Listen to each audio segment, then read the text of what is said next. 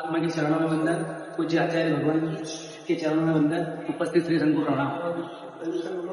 आज 151वीं जन्म जयंती महोत्सव हम यहाँ मना रहे हैं।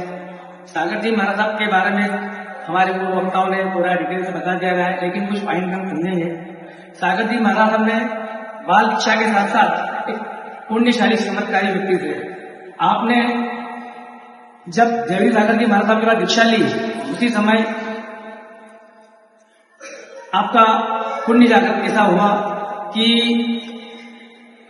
9 महीनों के अंदर ही और 3 दिनों में उन्होंने व्याकरण कंठस्थ किया और 9 महीने में ऐसा हुआ कि उनके गुरुदेव का कालधर्म हो गया। वो कुछ समझ ही नहीं पाए। इसके बाद उन्होंने निधि जी साधु भगवान के पास रहकर उपाध्याय पदवी और शासक सेवा में अनेक कार्य किए। अगर हम उनके आगमों की वासना को देखा जाए तो उन्होंने अपने जीवन में 7 बार बड़ी आगम वासनाएं दी, जिसमें 6-6 महीने तक आगमों की वासना होती थी। एक बार आगम वासना में उन्होंने सभी साधु भगवान को 2,32,000 श्लोक प्रमाण बातें बताई थी। यह एक बहुत कीर्तिमान है और अपने जीवन में उन्होंने प्राकृत, संस्कृत ऐसे अनेक भाषाओं में ग्रंथ तैयार किए हैं। ये आज जो हम देख रहे हैं जीन आगम और जीन प्रतिमा, ये आज उन्हीं की देन है। और उन्होंने आज जो हम पालीताना की जो यात्रा करते हैं, उस समय पालीताना में एक राजपूत कुशासक का शासन था। उसमें यात्रियों के लिए उन्हें कर लगा रखा था। एक जो यात्री करेगा यात्रा, उसको सोने की मुद्रा देना पड़ेगी, ऐसा कर लगा हुआ था। तब सागर जी महाराज साहब ने अहमदाबाद के अंदर निधि के साधु दोनों ने मिलकर एक मीटिंग बुलाई और वहां पे लोगों को तैयार किया कि हम क्या कर रहे हैं।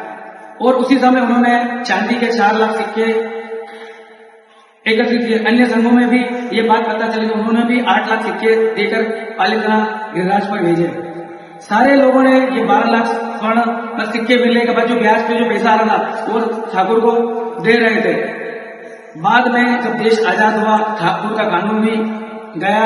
उसके बाद संघों ने पूछा कि साहिब जी ये पैसों को हम कहाँ किसमें उपयोग करें। तब साहिब जी ने बोला कि पालीताना का पैसा है, तीर्थ शत्रुंजय का पैसा है, इसको सीढ़ियां बनाने में आप इसका उपयोग करो। उस समय आज जो हम यात्रा करते हैं तो वो सीढ़ियां आज सागर जी महाराज की देन है। अंग्रेजों ने जब शिखर जी के ऊपर बंगले बनाए थे, उस समय उन्होंने मुंबई के अंदर हजारों युवाओं को एकत्रित करके अंग्रेजों के छक्के छोड़ा दिए थे।